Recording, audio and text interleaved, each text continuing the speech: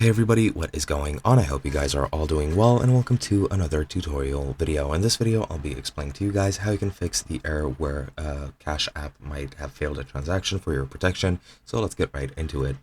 Now, I will be using this WikiHow article because I don't have Cash App in my region. I hope you guys understand, but this problem might be easily fixable depending on what caused it. Now, there are several fixes, and the first one is checking your account balance to make sure that you have enough money to do that transaction. If you don't, then of course that transaction will fail, so make sure you have enough to be able to do that.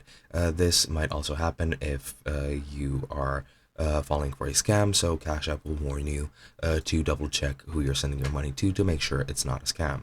Other than that, you can update the app through your app store simply to make sure that the software isn't glitching out. And another thing you can also do is go to your mobile device settings, and you can also find your Cash App there and try to delete the cache of the Cash App from there.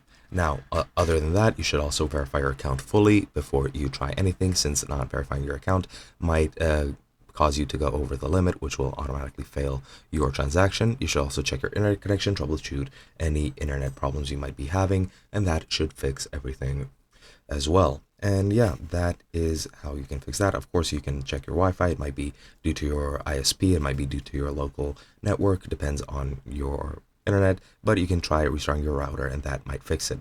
Other than that, again, finish your verification and make sure your debit card information is up to date, simply to make sure that everything functions perfectly. And other than that, as I've said, clear your web cache and cookies if you're using the internet, or you can contact Cash App through their support. Just go to your profile menu, go to contact support and start a chat, and that should be pretty much it.